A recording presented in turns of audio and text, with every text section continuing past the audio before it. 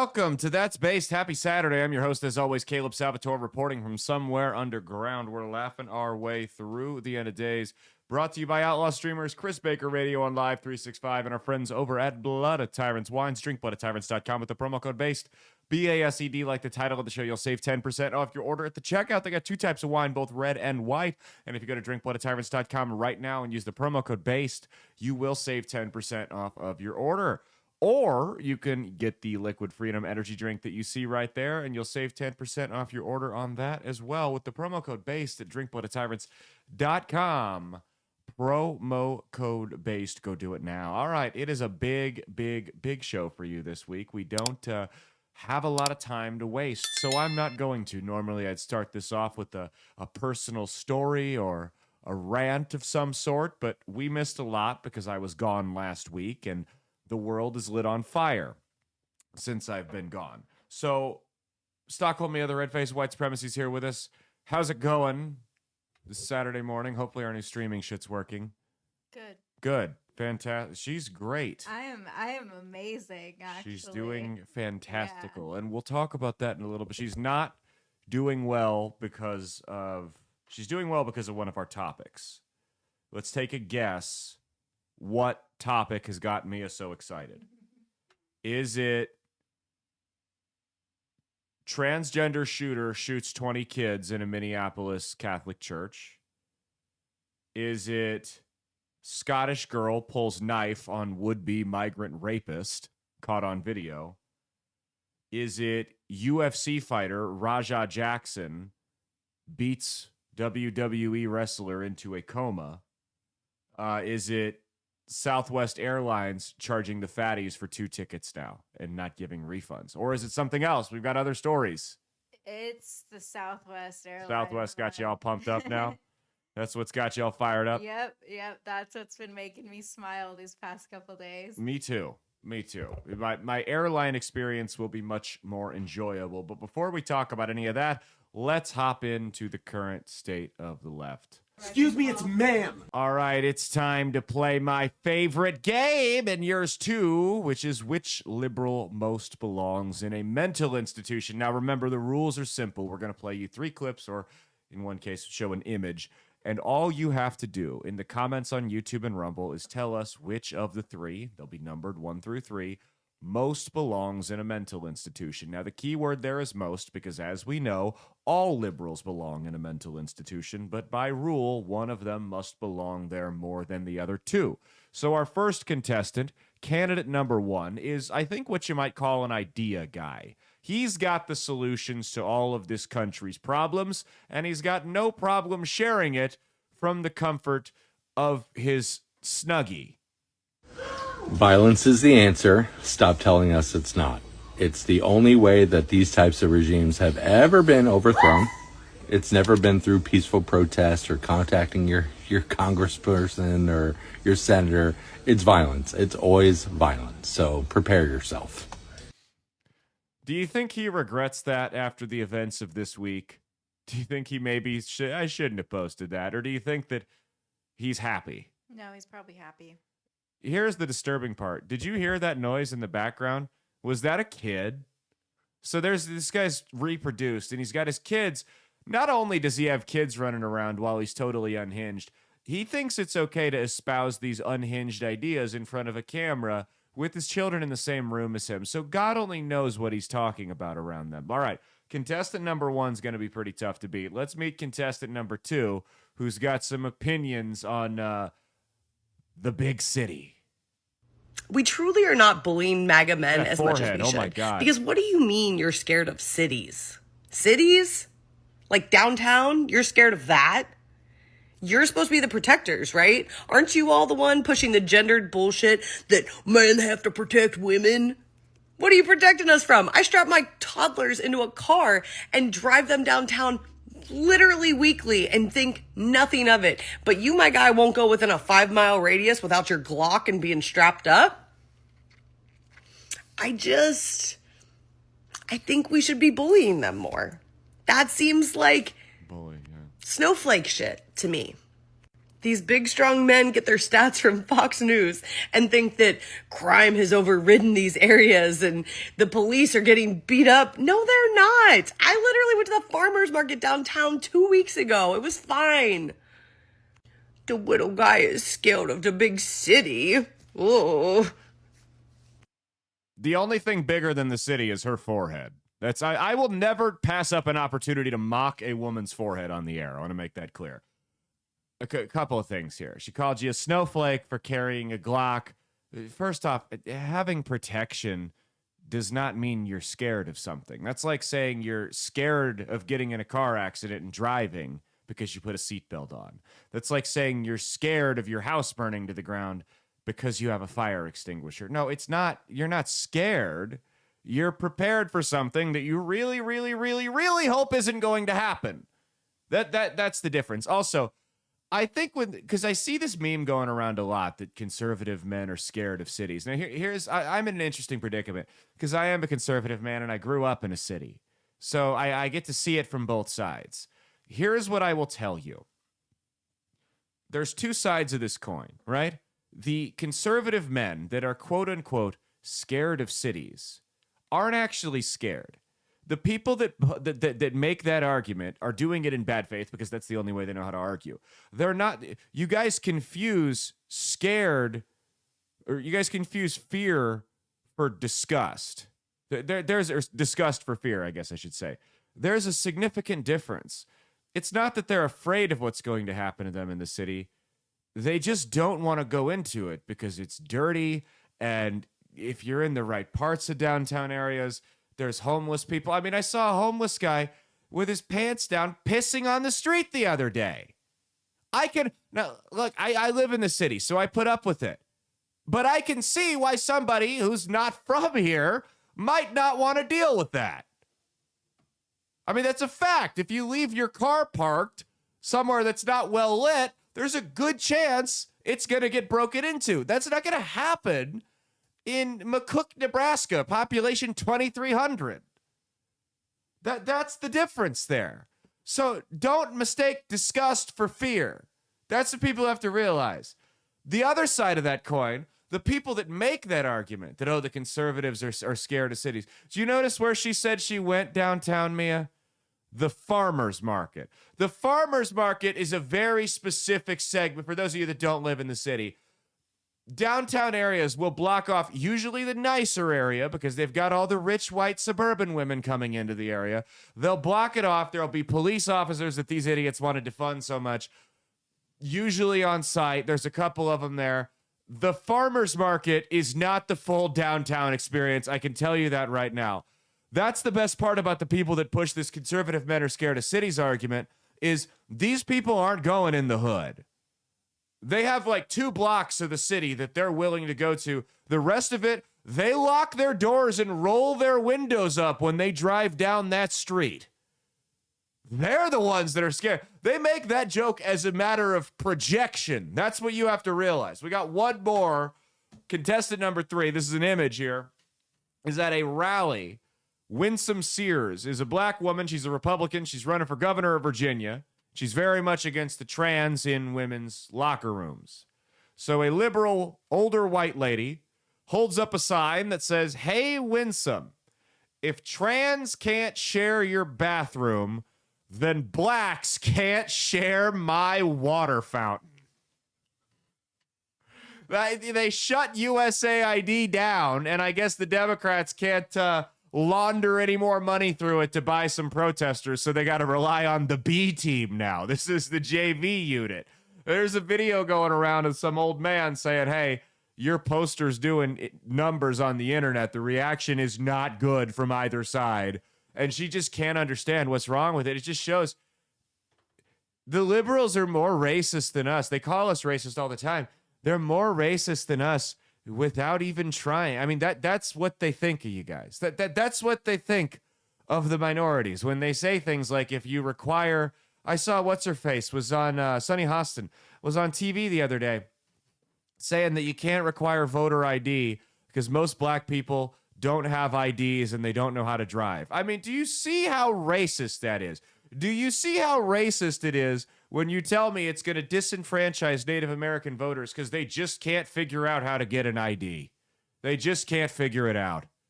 They're not going to be able to vote because evidently they're just too stupid to get an ID. Black people, Native Americans, Hispanics, they're just too dumb. That's what the left likes to tell you. It is. And here, side note on that. I don't care what color you are. If you're white, black, Hispanic, Native American, Asian, Jew, Muslim, Christian, if you're too stupid to figure out how to get an ID, maybe you shouldn't vote. Like, maybe you shouldn't make decisions that affect the rest of us if you can't figure out how to get an ID. That you know that you need to drive and work and receive welfare benefits and do all types of, maybe rent an apartment. Maybe you shouldn't vote if you can't figure out how to get that piece of plastic. Your tribal IDs, are they free? Are you guys' tribal IDs free? Yeah. Yeah, they're free. It doesn't even cost any money. They can't be used. No, they can be used to vote. Yeah, it's a vote. Yeah. It's got to be a government ID. Yeah. You can use, because they specifically put that in there for it. But you got to catch the tribal office on the day when they're actually open, though, when they don't decide to close at 11 a.m. Yeah, I emailed them because to get the tribal ID, you can just email them. Yeah. Like your information. Yeah. And request it. I haven't heard anything back. How long ago did you email them? Like a month ago. Oh my God. Yeah. They probably haven't been into work since. Well, the thing is, I didn't email them specifically like the specific information that Yeah. they needed, so they just didn't respond. Well, that and They didn't tell me that they needed more information. They just didn't respond to me. and that's the problem is someone like you can't drive 2.5 hours up to Macy and not have anybody be there. You need to know that you're actually going to be able to go get it. You should get that on a side note. Anyway, all right. Of those three, Mia, which most belongs in a mental institution? The first guy. First guy, hands Yep. down. He's the winner. I think the last lady's a distant second, and then the city girl comes in third. She gets the bronze for the day. I agree.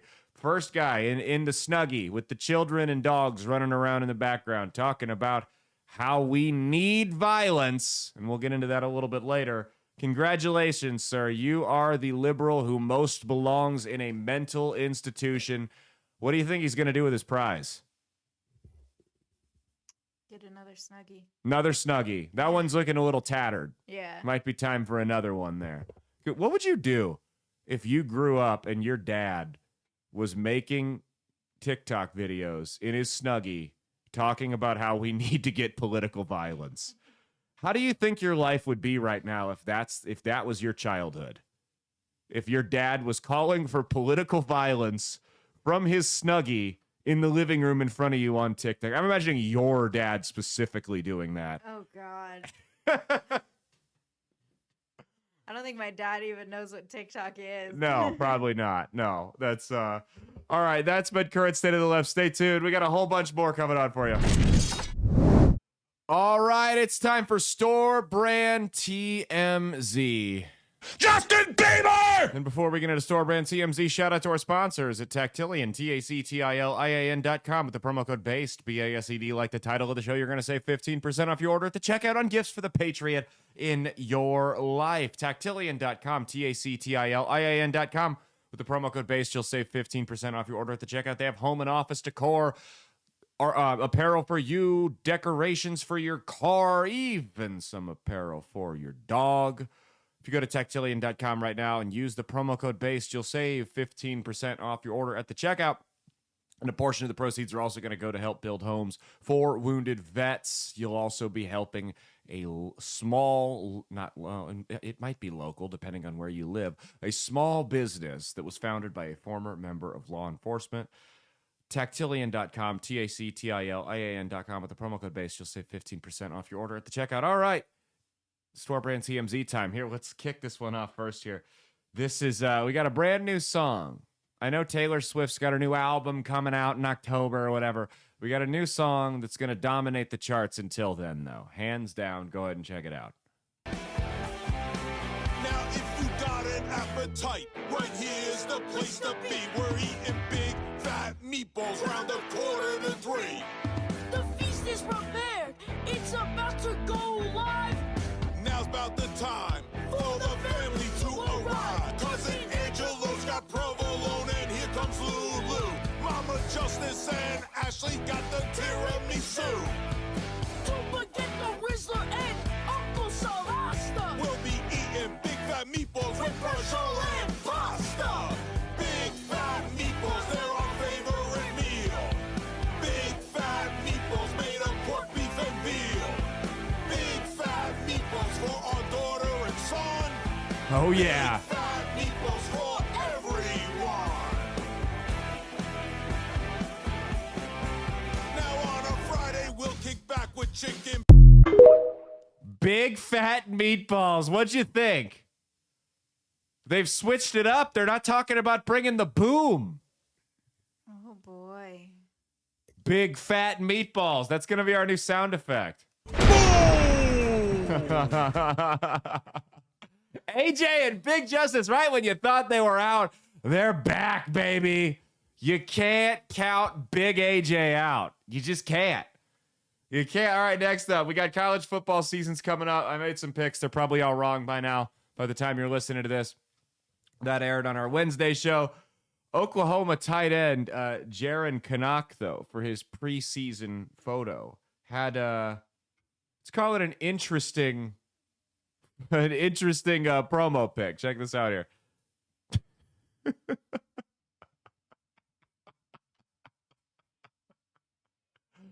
That's got to be picture of the year. That's got to be media day picture of the year. That dog looks so done with his shit. Oh, you know how many times he probably had to pose for that? I think it's his dog, too. Well, I would hope so. I hope he didn't grab some random dog for it. Yeah. You could do that with Apollo. With Poppy. Oh, boy. Oh, boy. Oh, boy. All right, well, this next one. This girl is living with her parents, and her dad walked into her room, and I don't know what he was looking for, but he stumbled upon a thing that we will not say on the show, because if I use the word, it's going to get us yeeted off of YouTube. And the dad didn't try to have that awkward conversation with her. Sit down and go, honey, we need to talk. He didn't do that for this pleasure device that he stumbled upon. He had a unique way of going about it. Check out how this dad broke the news to his daughter that he discovered her toy, shall we call it. Hi, sweetheart. There's no reason to be embarrassed, but I found your green goblin. Or that's what your mother used to call it. You should be a bit more careful about what you leave in the bathroom. Your younger brother is in there all the time for like hours on end. Please keep these things private. To be frank with you, I didn't believe it when I first saw it. These things are so much bigger than I remember. Anyways, take it easy, champ. You're not training for the Olympics. Let's keep the bathroom a family-friendly space. And don't worry, I won't tell Mom. Love you. Yapper.so. He broke the news to her with the Trump AI. All right. I didn't know that was a thing. I didn't know you could do that. Here's the thing, guys. If you are planning on breaking up with somebody, I don't want you to call them. I don't want you to give them that awkward, we need to talk over coffee. None of that. None of that. I want you to use the Trump AI. I want you to send it to the show, and I want you to screenshot their reaction. I don't care if you're not breaking up with somebody.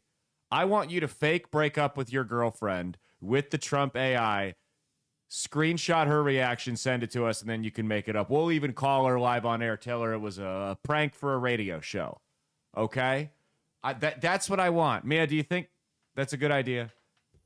No, because then she'd probably actually break up with him. No. Don't put these negative thoughts in people's heads, okay? All right, we got one more here. Then we're going to get into our trending topics, and we're going to get serious. Avery Johnson.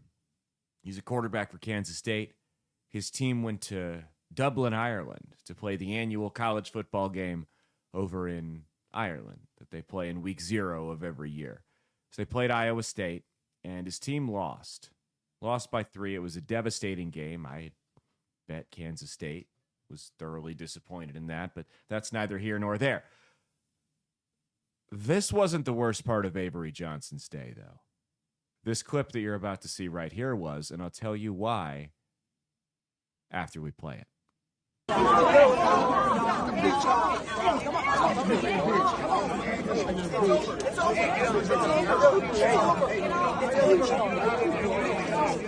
Okay, that's enough. So you're looking at that clip, if you don't know the situation, and you're like, okay, Caleb, so what? It's two drunks fighting in the street in Dublin. That's called Tuesday afternoon there. Well, it's not. And the reason it was particularly bad for Mr. Johnson is the individual on top in that video that was choking the guy was his father. Oh, you think that's funny? You think that's funny, Mia? Wait till you find out who the guy on the bottom was. His older brother. His dad got into a fist fight in the streets of Dublin after the game with his older brother into a drunken fight. You thought you had a bad family vacation. Oh my goodness.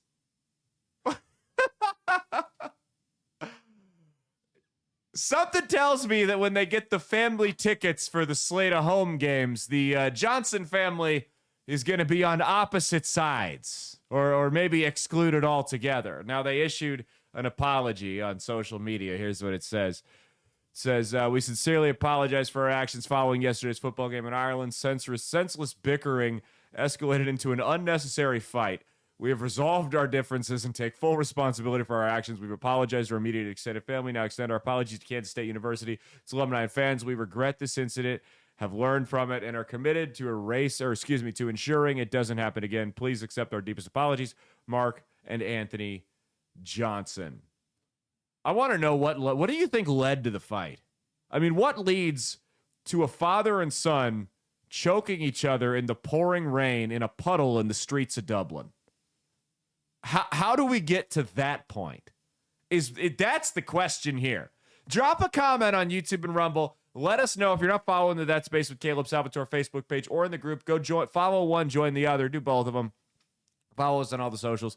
Let us know what you think sparked that fight. We're really interested. I want to hear from you. Okay, that's been Storm. What do you have a theory? I don't know, but they probably didn't have a stable relationship No. to begin with. My guess is that's not a good father-son relationship there. Probably not. If you're fist fighting in public, imagine what's going on behind the scenes. Anyway, that's been Store Brand TMZ. Stay tuned. I got a whole bunch of stuff to get into. All right, and before we get into trending this week, remember, we don't do lead topics anymore. We do it all in one segment. It's easier on Mia, it's easier on me, and it's probably easier on your ears. But before we get into trending this week, we have got to give a shout out to our sponsors over at Firecracker Farm. If you go to firecracker.farm, not .com, .org, or .net, firecracker.farm, use the promo code BASED, B-A-S-E-D, like the title of the show. You're going to save 10% off your order at the checkout on hot salt. Hot salt's a combination of Mediterranean sea salt, scorpion pepper, Carolina Reaper, and ghost pepper, and it goes great on everything from chicken to popcorn to chips to beef to stew to margaritas, jambalaya, everything. Firecracker.farm. With the promo code BASED, B-A-S-E-D, like the title of the show, save you 10% off your checkout and meet all of your needs. Not the same needs as the green dildo girl. That's we're not going to break that with the AI Trump. But if you go to firecracker.farm, it's made on a family farm with love right here in the good old US of A. Go do it now, firecracker.farm with the promo code BASED. Remember, it's not .com, .org, or .net. It's .farm, F-A-R-M. With the promo code BASED, B-A-S-E-D, like the title of the show, you'll save 10% off your order at the checkout. All right, let's go into subject number one here. John Bolton, the spook to end all spooks, the guy who's never met a foreign war he didn't like. That John Bolton got raided by the feds earlier this week. The Trump DOJ sent some goons to his house, and they went and checked everything out. Now, they're being kind of hush-hush on the dirty details of everything, but the gist of it is he pulled a Hillary Clinton. He was using a private email server, and some of these emails contained some allegedly classified documents, and allegedly an unknown foreign government intercepted them. Here's my question. Why did okay? So these people that work in government that get to the top, the tippy top of the deep state, people like Hillary Clinton, people like John Bolton, people who may or may not have killed people, right, to get where they're at. Cunning, conniving sociopaths, clever, horrific monsters. How do these people consistently use private email servers? How do they keep doing this? Is my if the thing with Bolton is true, how does this keep happening? I mean, these people are supposed. You've got to be smart to get as far as they have in their careers. How do they keep doing this? Is my question to you. Now, there's folks on the left that want you to feel bad for John Bolton, the ultimate neocon. Here's what I'll tell you. Number one, I told you so. I told you when you made up all those, no pun intended, trumped up charges to go after Donald Trump with the classified documents and all that crap. I told you live on air, you will rue the day when whoever the next Republican president reassumes power, and they will, and they turn around and raid you guys being the deep state, whether you're a Republican or a Democrat, for everything. And that's exactly what you're seeing here. So maybe there is a legitimate case to go after Bolton. I don't know. But if there's not, I really don't feel bad for him because this is Trump getting...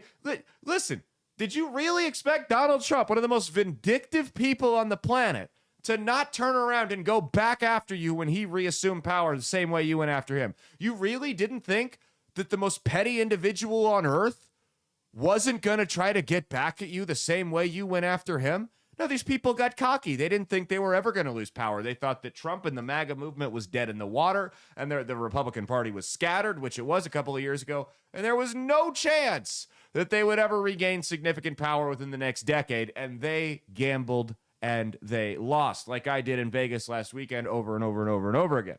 They lost, though. That's the important part. And now you get to reap what you fucking sowed. That's all there is to it. I told you this was coming. And I know you listen to my show. No, I'm kidding. But I told you this was going to happen. You thought you had him, and you didn't. And now you get to deal with the consequences of it. This is Donald Trump. This is a guy who I don't remember, it was some comedian on television referred to him as having small hands.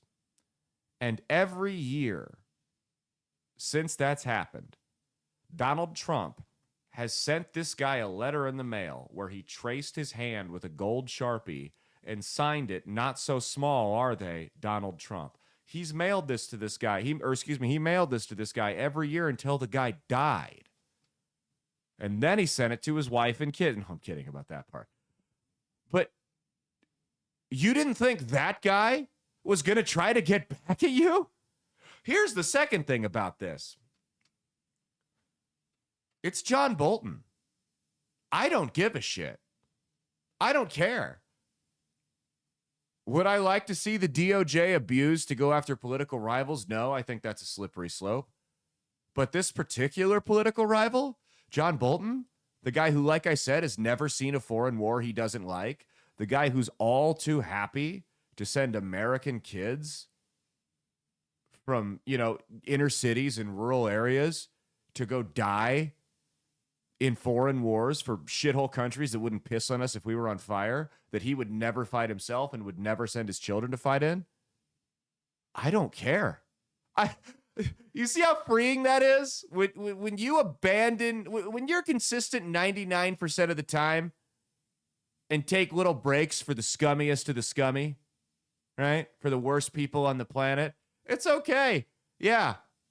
No, I don't like the precedent that this necessarily is following that was set by the previous administration under Biden. But with John Bolton, like, guys, I tried to care. I tried to come on here and give you the puffed out chest. I'm principled. This week, even if I don't like Bolton, I just don't care. I don't care. This guy, look, the only people with more American blood on their hands than John Bolton are Planned Parenthood. I really don't care if this guy could get pulled over and harassed in traffic by the police totally unlawfully every single day for the rest of his life, and I wouldn't care. There's nothing that could bring me to come on the air and defend John Bolton. There really isn't. We do not care. We don't. There's nothing that could get me to care about anything bad that's ever happened to John Bolton. I'm not rooting for bad things to happen to the guy because I don't do that anymore. But there are people that when I see horrible things happen to him, I'm just kind of like, all right. I'm sure he had that one coming. Let's go to the next one. Speaking of horrible people. So we got a shooting in Minneapolis, and there's still developing details when we're recording this early Thursday morning. And here's what I'll say. So we've got 20 kids got shot. You got a couple young kids dead at a Catholic church as the whole school was going there for mass. And it's just absolutely tragic. And our prayers are absolutely with the victims and their families as we wait for more information to come out. But I think we kind of already know what was happening here. So I immediately texted a friend of the show when I saw there were 20 people shot at a Catholic church. And I said, it's either trans or the religion of peace. And I gave, this is sick, but this is the type of sense of humor I have. The two of us, every time there's a terror attack like this, we will make a sports book style betting odds on what the demographic was that carried it out. And since it was in Minneapolis, in a college football game, you give a 3-point favor to the home team, no matter what. The home team gets an automatic 3 points for being at home. And so we gave the Muslims, due to the heavy Somali population down there, the early advantage. But at plus 300, we're trans. So if you would have put the plus 300 bet there, you would have tripled your money, and it would have been a solid bet, and you would have been correct. So it was a trans mass shooter walks in and shoots a bunch of Catholic kids. Do you think this Minnesota shooter, Mia, was friends with Tim Walz as well, like the last one? Yes. I mean, he said it. Play the video from the vice presidential debate.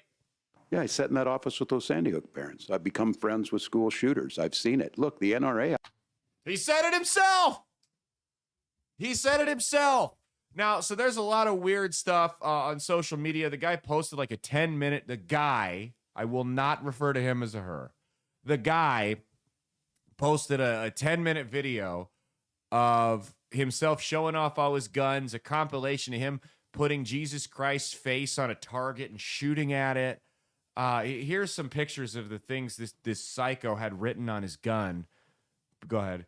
It's just, 6 million wasn't enough. What's that say? Burn Israel, destroy. I don't know what that is. He's got all kinds of stuff written all over it. Go to the next picture here. So he hates the Jews. Then we've got kick a spick. Israel must fall. I'm the woker baby. Why so queerious? There's another one that we don't have on there because it'll yank us off if we put it. But it says, "Go Galooly on Trump." That's not what it actually says. You can fill in the blanks as to what that actually said. We can't show the image.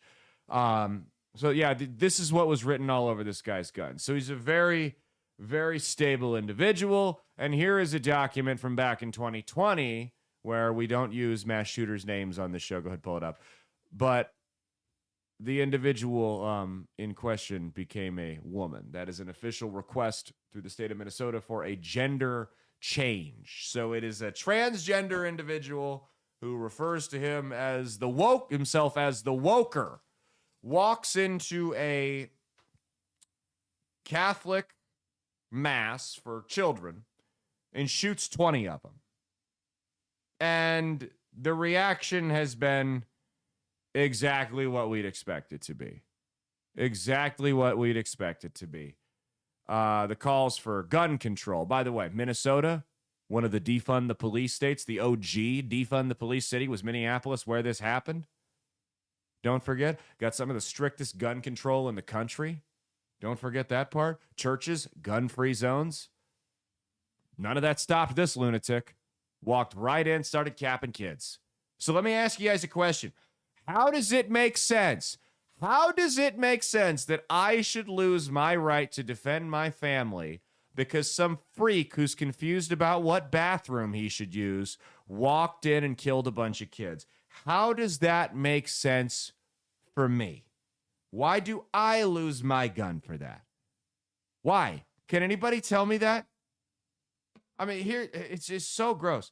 And the shit gets weirder because the day before, you had a shooting at a Catholic high school not far from this church where the shooter in broad daylight pulls up, opens fire 30 rounds across the street, hits like 7 kids that are walking from this high school, gets back in the car and peels out. This is in broad daylight. They didn't catch him. They didn't know who it was. Subheadline. You got to go to the local news in Minnesota to find that. Buried the story. How on earth does an active shooter in broad daylight crack off 30 rounds from the street, drive away in a city? And I've been to Minneapolis plenty of times. There's cameras on every block up there. Drive away and they just don't catch him. We don't know. We're not even going to send out an APB, nothing. We're not even going to look for him. Who knows? How on earth does that happen? Well, it's one of two things. It's a cover-up, if you want to go that route. Might have been an inside job, a little patsy there. Or you've got a defunded police force that's understaffed and underpaid and can't keep up with these things. It's probably the second one. Way to go, guys. Way to go. And then the other reactions we've gotten from the left have been these ones, like these lovely comments on Reddit here. These are what these people think of you out on Reddit. We've got first comment, based, take the fight to their kids so they can feel what it's like to be attacked for your identity. The next one, elect a fascist and your kids are legitimate targets. Republicans are enemies of humanity and thinning the herd is our duty. Next one. More dead Christians, LOL. Next one. To me, it seems like if you elect a really bad guy that's cruel to people and weaponizes cruelness and horrific behavior against your neighbors, some of those horrible things will happen to you.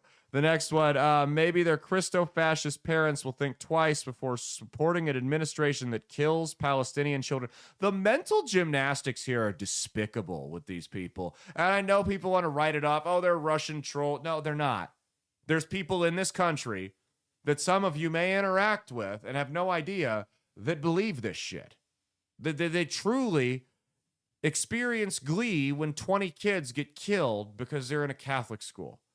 Conservatives want to kill all trans. Shouldn't be surprised when we fight back. I've never met a conservative who wants to kill all trans. I mean, they've been poisoned with this toxic ideology to believe this stuff. And this is why the violence is only going to get worse from these people. Because they genuinely believe that, like I've said here, I've never met a Republican that wants to kill all trans. I haven't met one. I haven't met any Republicans that have attacked transgender people because of their identity. I've seen legitimate requests where they said, hey, we don't want you sharing a locker room with our daughters and wives. Pretty reasonable, I feel like. The next comment, heroic. They want to kill our kids. We're going to fight back. The next one, this is Republicans' fault for trying to genocide us. The next one, am I supposed to feel bad that rich Christian kids are gone? Good riddance. The next one, the trans community will not die laying down without a fight. There is no, you're not dying. You're killing yourselves. Go fight yourselves. We're not the ones killing you. I hope the guns are okay. Future religious extremists dying isn't a bad thing. I mean, it's just insane. Insane behavior here. Here's the crazy thing. You can take that shit down. God, I wish that Reddit was public and people had to put their faces on it. Because these fucking pussies wouldn't put their names by this shit. Here's the thing. Objectively, there has been more trans violence against Christians than vice versa over the last 5 years, and it ain't even close. The last 10 years. There have been more targeted attacks where Christians were targeted by transgenders for no reason other than their identity than the other way around. That is an objective fact. Yet somehow, these people sit there and they paint us as the oppressors. They call us the genocidal ones. Us. Your body count's a whole lot higher than ours. How have we committed genocide if we haven't killed you? I'm sorry, princess. It's not genocide because your grandma won't refer to you as your they, them name. It's not genocide. It's not murder. It's not violence. When a woman doesn't want to share a locker room with a guy who's got a 7-inch cock, that's not violence. You may have your feelings hurt by it, and that's between you and your therapist. But other people should not, under any circumstances, have to alter their lives in ways that make them uncomfortable because you have a mental illness. And I got facts to back this up. This is a study they've done all types of FBI uniform crime report, demographics, everything.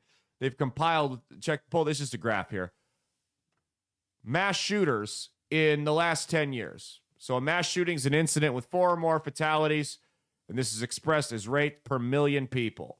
So trans and non-binary identifying males, for every 1 million people, 0.769 of them, almost 1 out of every million, trans or non-binary identifying male is a mass shooter in this country.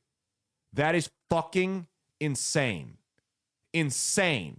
The next highest at 0.667, trans and non-binary identifying biological females. The next highest is Asian men at 0.4. After that, it's black men at 0.198. And that's a lot of gang stuff between it because there's a lot of Asian violence up in Minnesota with the Hmong and then black on black crime. Below black men are white men with 0.176, then Asian women, then Hispanic men. And then black women, Hispanic women are even lower than that. Hispanic women will just destroy your car. they won't go on a mass shooting. But so that's what it is. Nearly 1 out of every biological male in this, every 1 million biological men in this country that identify as transgender or non-binary are mass shooters. When it said Asian men, I was just imagining Khan going on a shooting spree. At Nine Rivers Country Club? Yeah. Ted Wasana should have let him in. Should have let him in. That's all I'm saying. I mean, but this is the problem. I mean, look at this. This is the lieutenant governor of Minnesota. Look at this shirt she's wearing here. Protect trans kids with a picture of a fucking knife on it. You guys wonder why these people are getting so violent. And that this is the worst part, is they know exactly what they're doing. They being the politicians and the mainstream media and the left-wing activists. They know precisely what they're doing when they use this rhetoric. They're tiptoeing right up to the line, but they're not crossing it when they do this. They're not outright saying go commit acts of violence. They're not committing acts of violence themselves, but they're taking a group of people, and I've said this time and time again, because they use the word stochastic terrorism to refer to Matt Walsh and J.K. Rowling and Dave Chappelle. It's all bullshit. Stochastic terrorism essentially means that you're not telling people to commit violence, you're not committing the violence yourself, but your rhetoric is hinting to people, dog whistling, if you will, that they should go commit violence. And Dave Chappelle somehow did that because of his jokes. J.K. Rowling did it with her tweets. Matt Walsh did it with his documentary on What is a Woman. But it's not stochastic terrorism when the liberals intentionally fan the flames of a group of people that suffer from mental illness at 500 times the national average and tell them lie to them, knowingly lie to them, and tell them there's an active genocide against them. That's not stochastic terrorism. What the fuck did you think those people are going to do when you tell them there's a genocide against them? You think they're going to go, oh, well, guess we better go vote this one out? No, of course not. Of course, you knew exactly what these people were going to do. You knew precisely what these people were going to do when you pushed this bullshit on them, when you lied to them and told them that they were being genocide because you wanted to rally your base. You knew what they were going to do. You knew that they were going to take your trash out for you. You knew that you hate Republicans, Christians, conservatives, whatever you want to call it, that you hated them. And you didn't have the balls, or you had too much to lose or whatever, to go out and shoot these people yourself. So you couldn't do that. But what you realized is that you had a segment of the population that's hard to your side and suffers from horrific mental illness that's never been truly treated. And you figured out that you could point those people in the direction you wanted. That you could use those people to start your civil war without firing a single shot. And that's exactly what these people are doing on the left. That's exactly what these activists and these politicians and these folks in the media are doing. They've got a mentally ill base. They're fanning the flames. And I'm telling you right now, it's only going to get worse. It's only going to get worse because that's the rhetoric. For all the shit conservatives get.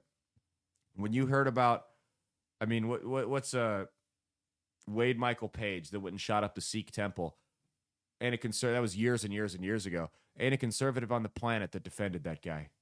If they would have been shouted down. You guys don't necessarily, those comments that we showed from Reddit earlier, you guys don't necessarily platform those comments, but you sweep it under the rug. You don't police your own people. And it's not because you're afraid of them.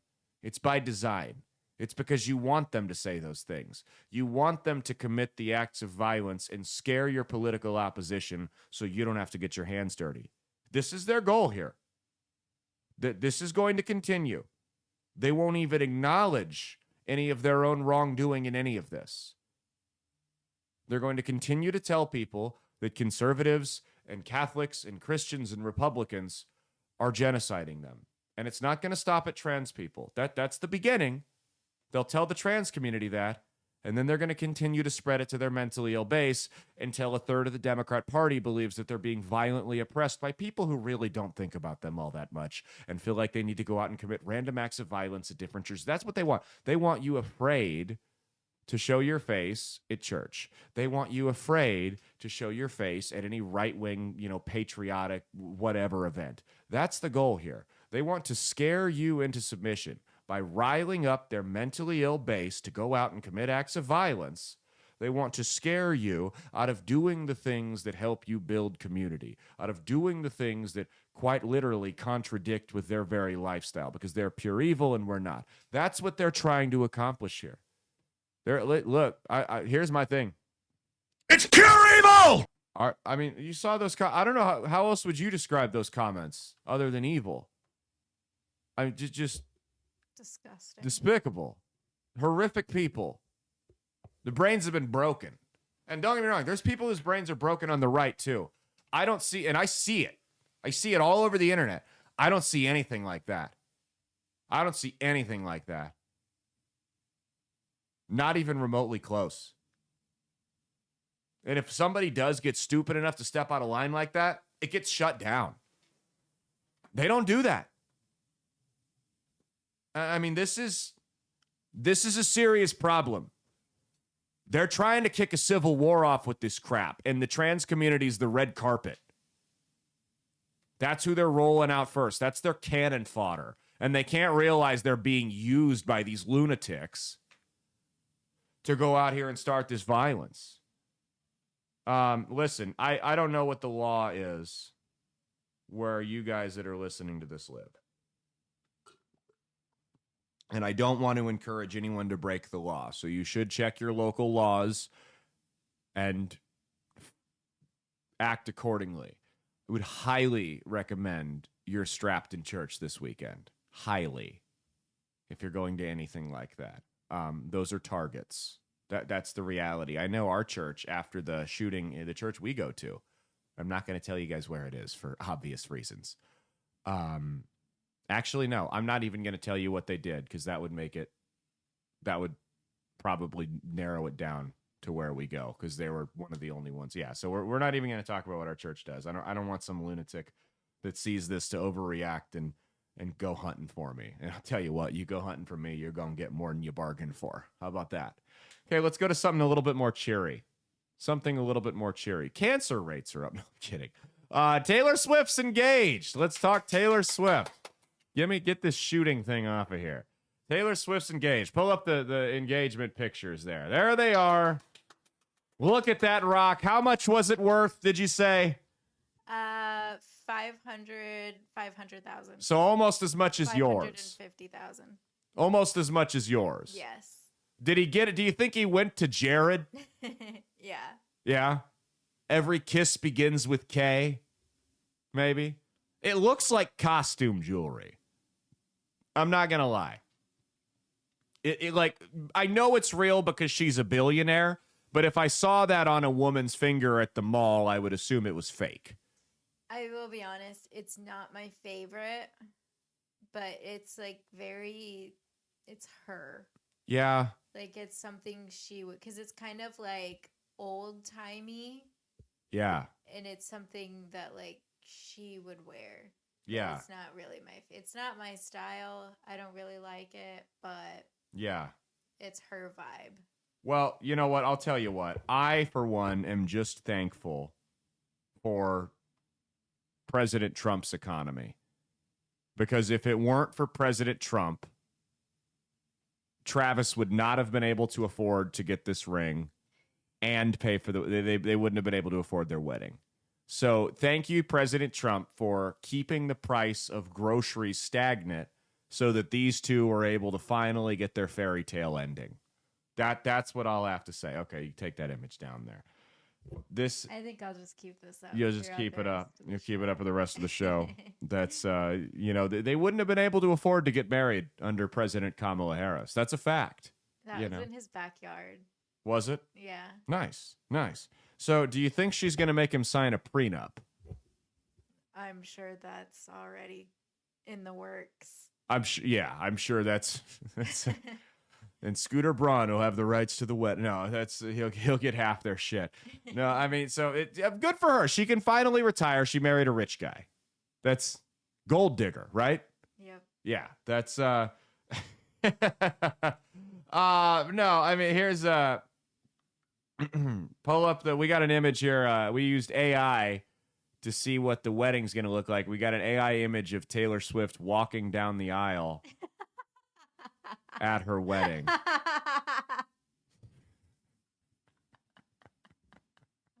Well, it's gonna be a long aisle. She's gotta get down there somehow. Oh, we're gonna clip this video and post it to YouTube and get absolutely gutted by the Swifties.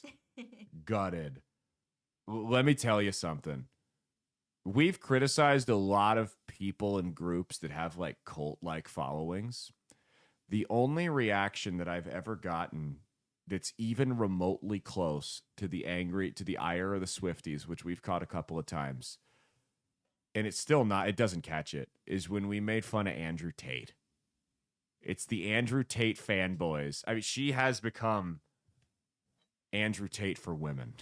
Really has. I'm not saying she's the same as Andrew Tate. Her followers are very similar from a female perspective. What's that? Stop. I'm not saying all of them are, but enough of them are. So that's where this comes into play here, is our favorite giant four-headed YouTuber, Hannah Cox, decided to make a Facebook post, and Mia got me in trouble. Pull the picture up of her post here. She says, and Hannah, who's never had a good faith take in her life, writes, and I quote, 35-year-old self-made billionaire Taylor Swift, girl bosses all the way up to the sun, dates lots of men, dresses for the female gaze, buys lots of cats, and refuses to be anything other than a girl's girl, then gets engaged to a hunky football star who adores her when she's ready to settle down.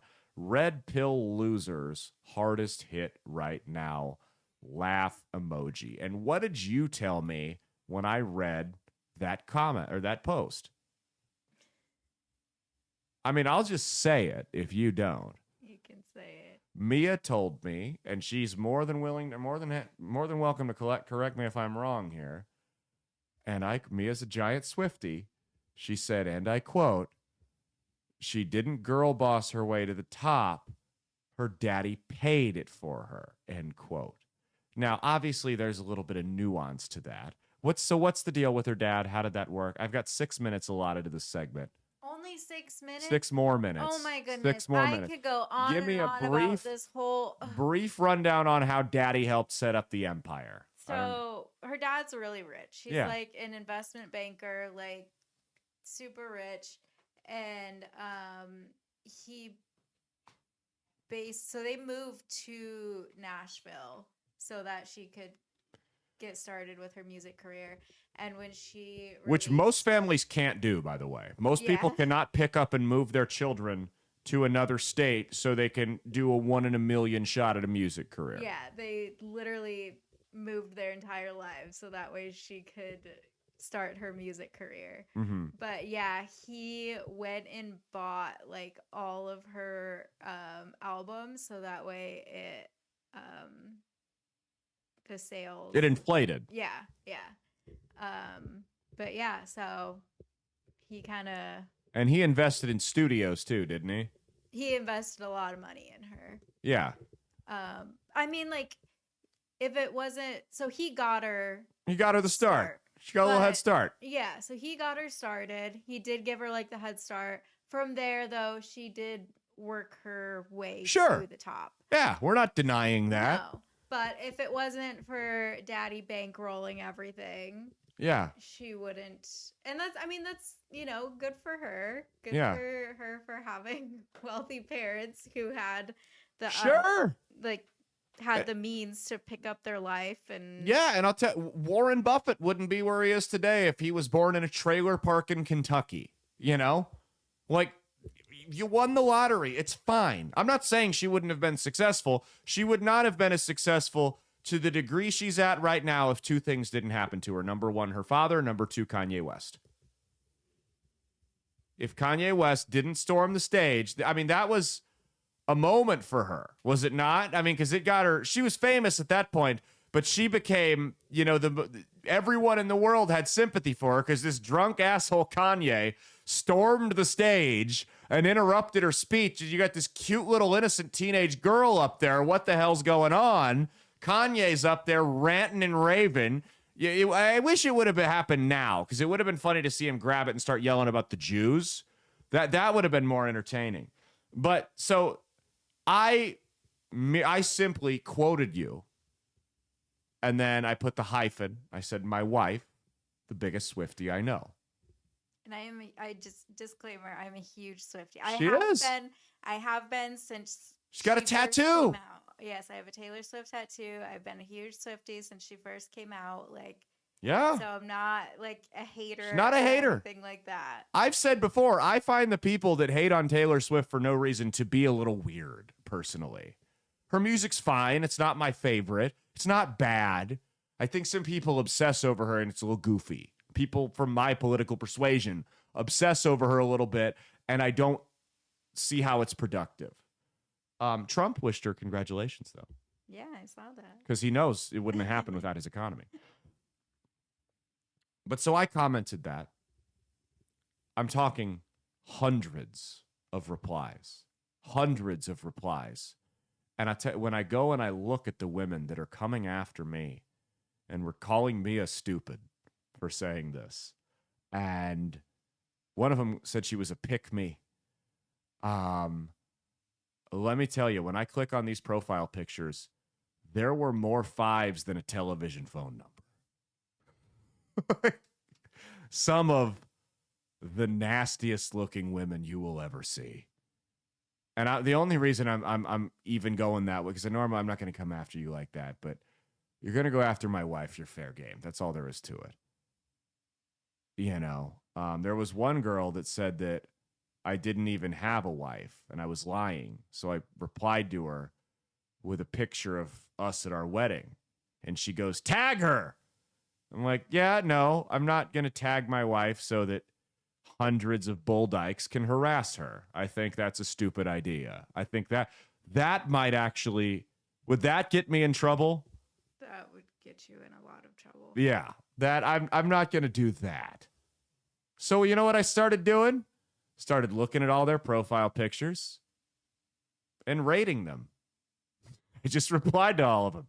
2 out of 10, 4 out of 10, 3 out of 10. I think the highest we got was a 5. And then one finally replies to me with this long-winded rant saying, how dare you rate women like it's a cattle auction? What's the matter with you? Blah, blah, blah, blah, blah. And I simply replied to her, I'm not rating your appearance. I'm rating your argument, the quality of it. But if I were rating your appearance, that rant right there would have dropped you another half point, sweetheart. Feminists love being called sweetheart. You guys know that? Feminists love it when men call them sweethearts. So Hannah's wrong for a slew of reasons, as always, because I don't think she's ever been right in her life. Pull her quote back up there. I need to see what she said.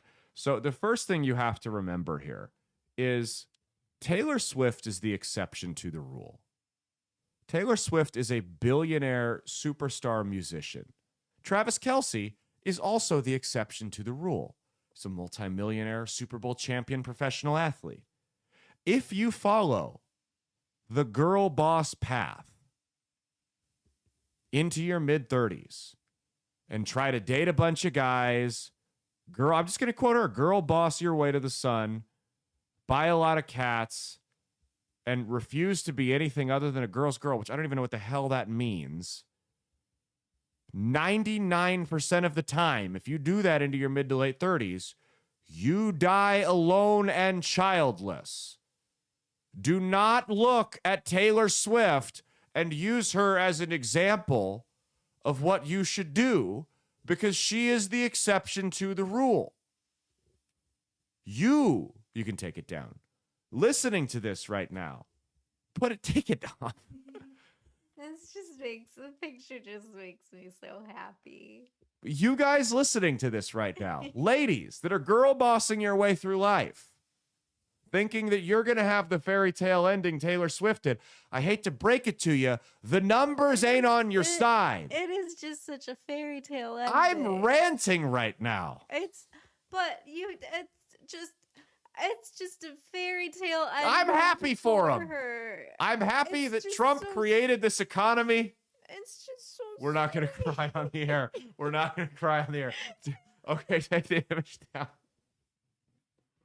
I wish we were doing a bit right now. I know, you called me. I wasn't home. I thought we were being robbed. She calls me in tears. I thought, okay, are we getting robbed, or did the dog get out? Is the house on fire? And then she said, did you see the news? And I'm like, no, did we get nuked? And it was Taylor Swift got engaged. I hung up the phone. I tried calling my mom too, but she didn't answer. She didn't answer. That's when you pull out ChatGPT. ChatGPT's always there for you. But ChatGPT will tell you, no, she didn't. I can't find anything that said she got engaged. Unless it happened like 6 weeks ago. But let's, like I said, Taylor Swift you are not Taylor Swift. If you play those odds, you will lose 9 times out of 10. And we've gone over the numbers on this show before. Your rate of substance abuse, your rate of depression, and your rate of suicide goes up astronomically if you lose that gamble. And you probably will. Do what you want with your life. I'm not going to point a gun at you and tell you how you have to live. Don't listen to people like Hannah who are clearly in denial about their poor life choices. That's all I'll tell you. Here's what I can't wait for. I can't wait for Taylor Swift to get knocked up and this bitch to have to come back on here and eat crow. I can't wait for that. That's because Hannah might deactivate social media when Taylor Swift pops one out. You know what I'm saying? It's, I don't know. Do you think they're going to pop a baby out? She probably got her eggs frozen, right? Oh, she's definitely got her eggs frozen. We don't know this. We're just assuming, but All the big celebrities have their eggs frozen. true. They're gonna pop one out for sure. That's going to create a baby boom this country hasn't seen since the 1950s. They're both like, they both just seem like they're like meant to be parents. I can't see him as not being a dad. Yeah. I feel like, and I don't know, but when I look at him, I feel like that's the kind of guy that that's a deal breaker for him. You know what I mean? He's goofy and stuff like that. No, I'm serious. It'd be a baby boom. You'd have a whole new generation of trad wives cosplaying. Because that's what you said, is if she weren't famous, she'd be on a farm in Ohio somewhere with 9 kids making bread.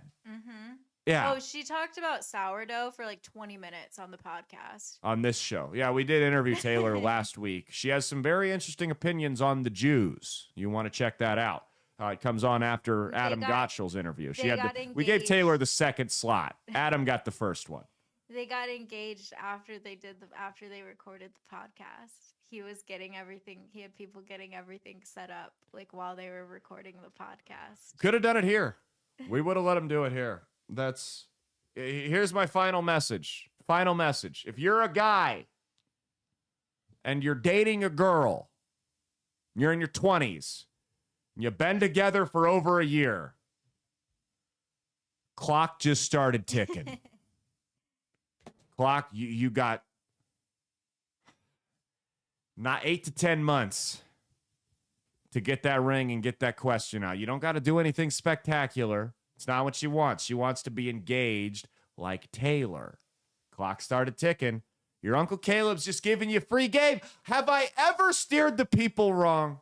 No. When I've given advice, serious advice, specifically to young men, have I ever steered people wrong? No, it's usually pretty sound, and I'm always pretty good with my advice because more often than not, either it's mistakes I've made or mistakes people I've known have made. This isn't anything from a personal experience. I can just tell you where this is going to go next. I can just tell you all these Swifties, wait till they announce the wedding date. You're not going to be able to book a VA hall in this country or VFW hall in this country. Because people are going to want to watch the wedding. No, they're going to want to get married on the same day as Taylor. The wedding's not going to be live streamed, but people are going to want to get married. As I said, you're not going to be able to get a VFW hall in this country on that wedding day. I'm telling you right now. That's good. If you own a wedding venue, that's your Super Bowl right there. Everybody is going to book. So hopefully it's not on a Nebraska football game. Okay, let's go to the next one. UK. We got some problems over there. No, not.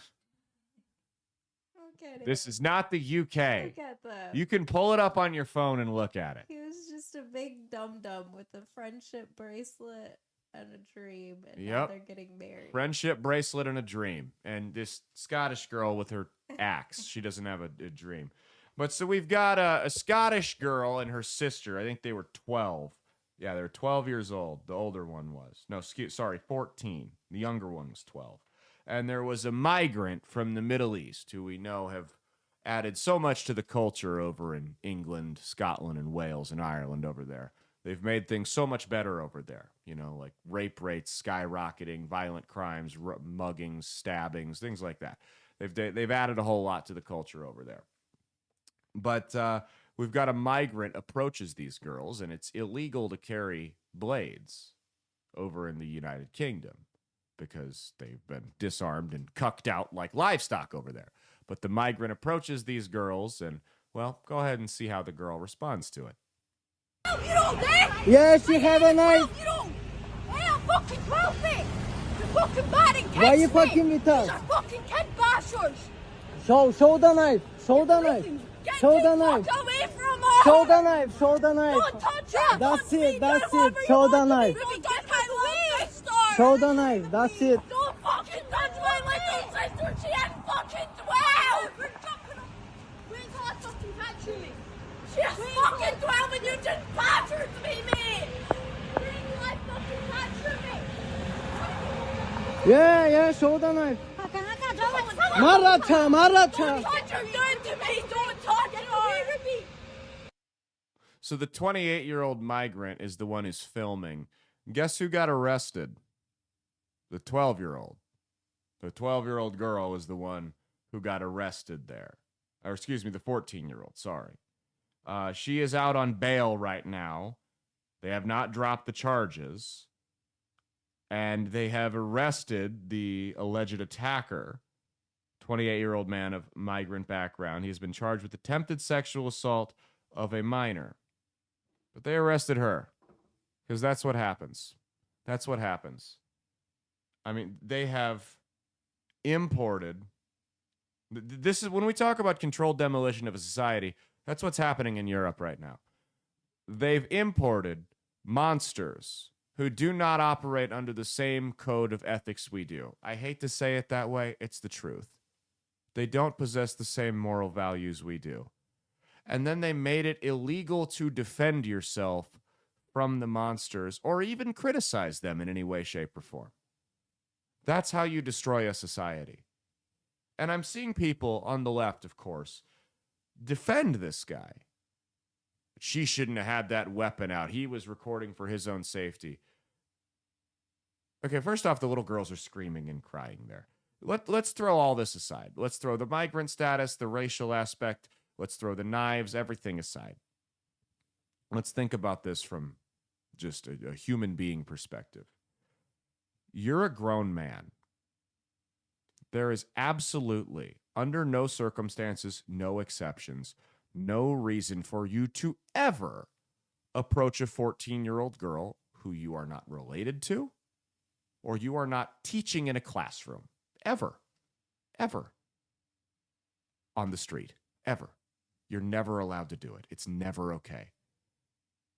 I don't care if you're lost or starving.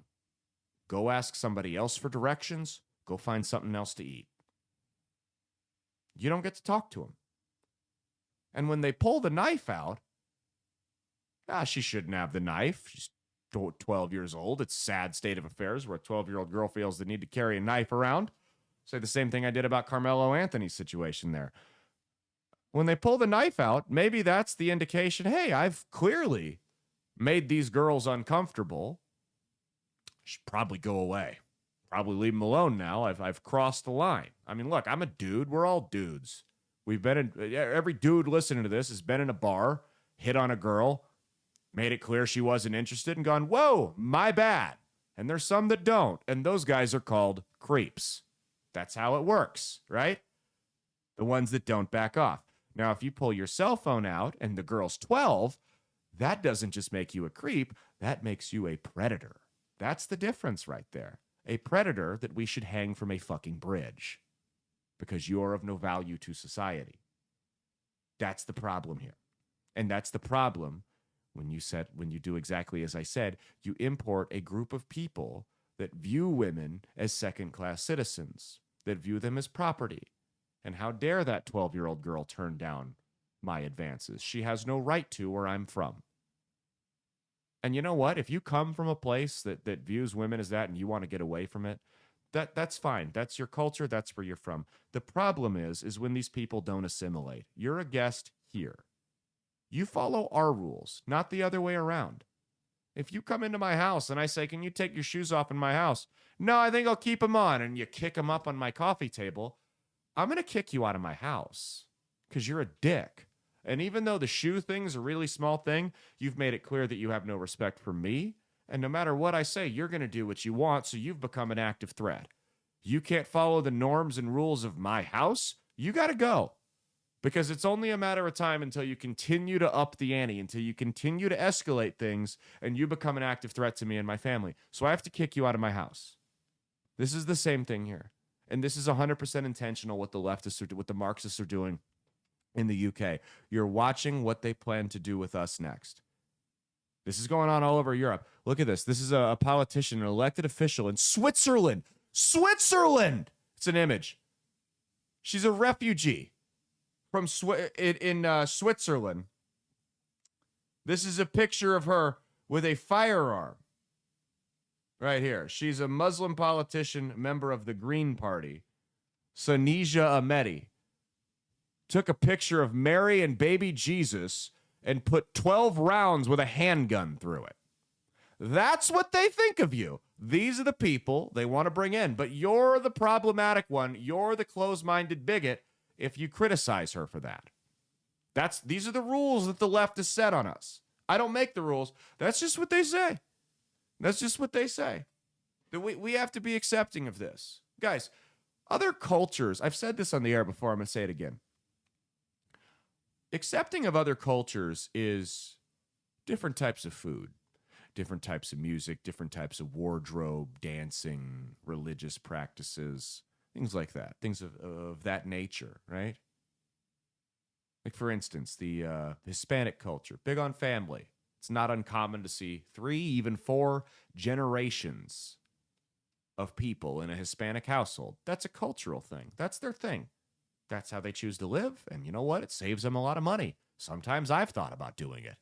And then I realized I would probably, someone would die. I don't know who would kill who, but I don't think we could live with my family in the same house. Do you, Mia, do you agree?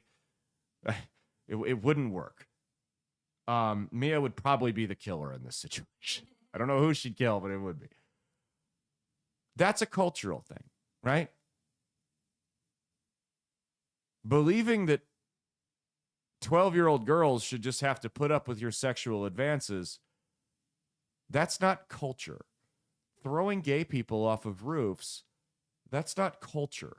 Telling women they can't read, that's not culture. That is barbarism, and it's savagery, and it has absolutely no place in a polite society. You should not be allowed in. If you refuse to assimilate with our basic values, you gotta go. Sorry, bye-bye. I don't know what else to say.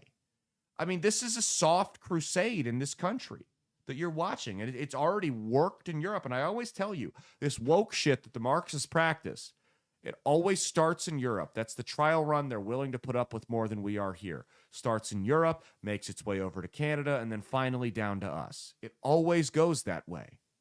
You've seen it happen in Europe. It's actively going on in Canada, and we're next. Dearborn, Michigan, Minneapolis. I mean, it's all over the place. And then they had the nerve, because the Trump administration updated their vetting process. To say that, hey, if you come into this country, if you want to immigrate here and move to the United States from another country, we're going to scan your background, and we're going to make sure that you don't actively hate the United States.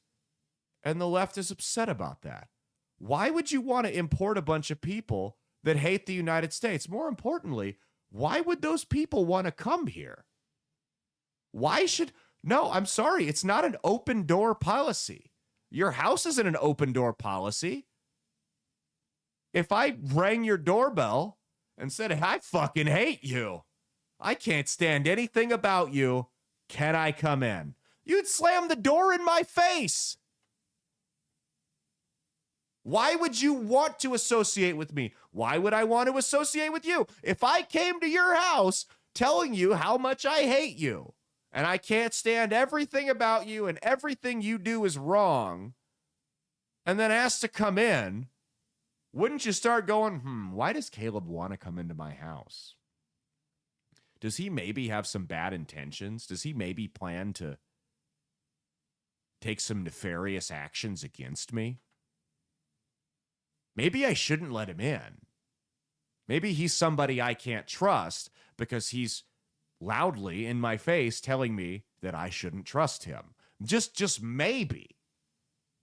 It's completely insane. And we're watching, actively watching. I mean, you see, I'm not even going to play the videos. I uploaded them, but we're not going to play them. You're watching these videos of these people in Somalia, or these people from Somalia come over here, run for political office, and then say, we're running to represent Somalia. We're running for the good of Somalia. You're not in Somalia. Go. I have no problem taking people from Somalia here. I don't care. You're not in Somalia, though.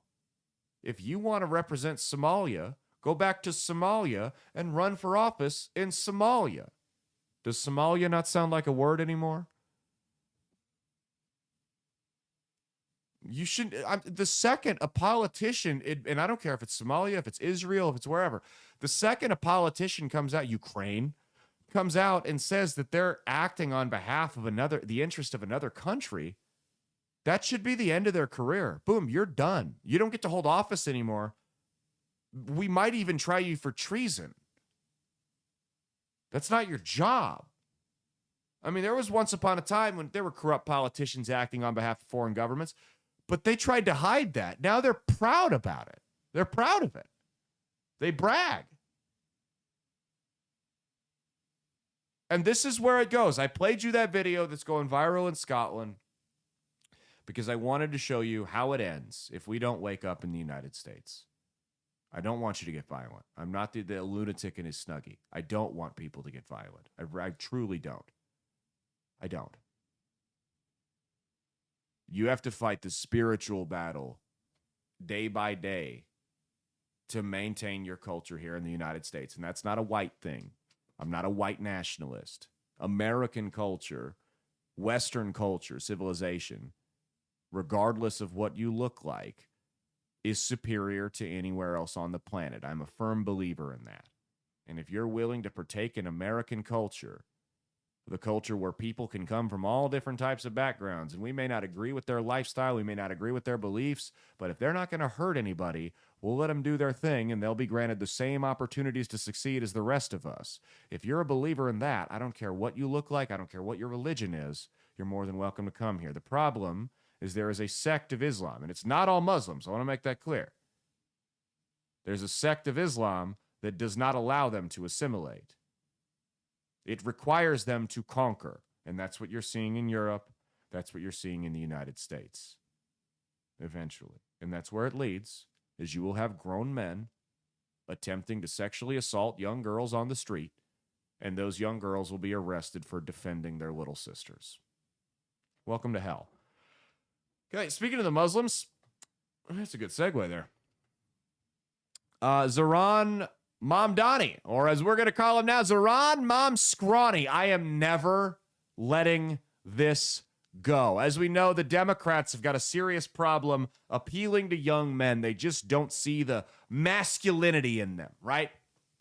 So Mom Scrawny decided he was going to go to a Men's Day rally. And at this Men's Day rally, they had a bench press out in the middle of the street. And you got a guy, I don't know if he's like a personal trainer or what. He says, come on down here, crank a couple reps out. Zoran is clearly uncomfortable, does not want to do this.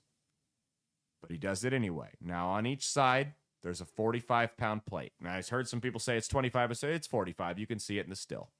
It's a 45-pound plate. And the bar's 45 pounds as well. So it's 135 pounds, right? Go ahead and check out how well Mr. Mom Scrawny.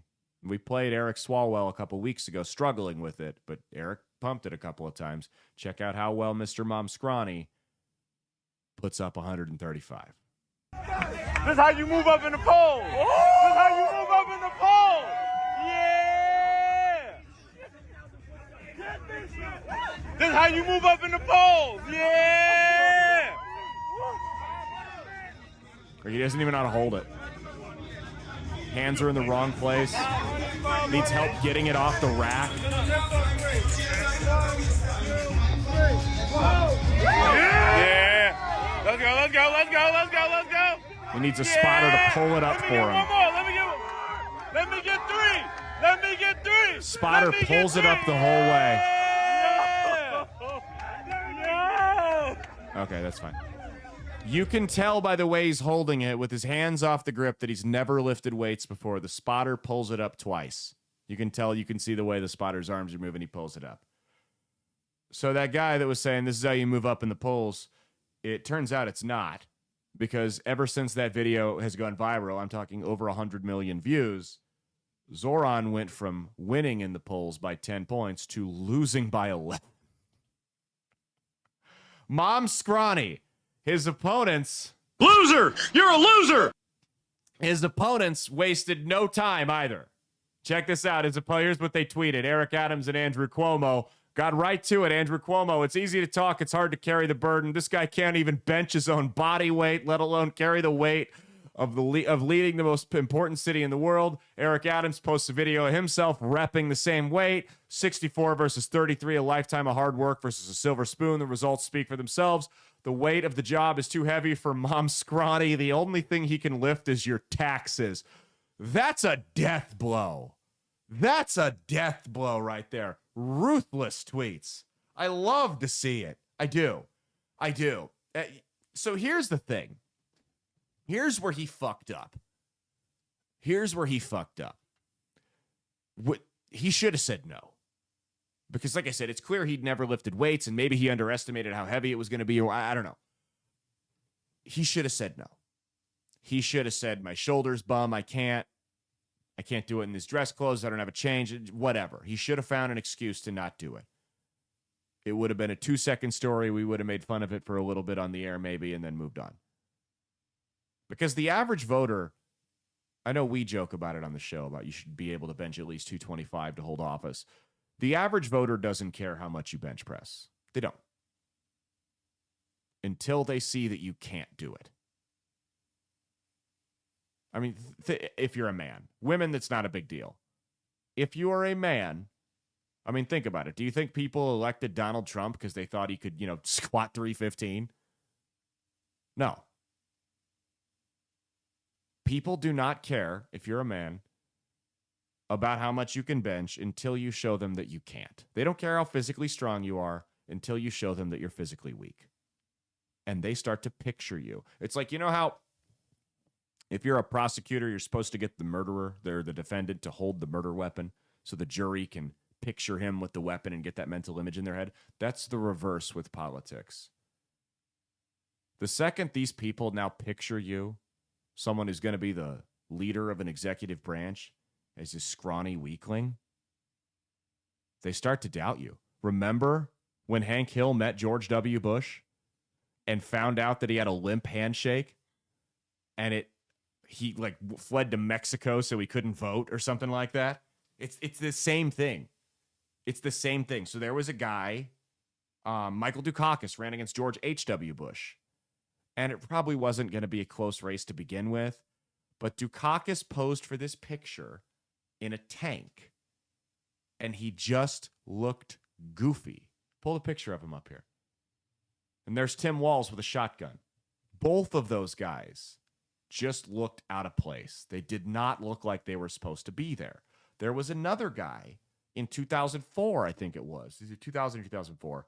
Ran for the Democrat nomination, went by the name of Howard Dean. Howard Dean had a really strong showing early on in the primary and became the favorite to win.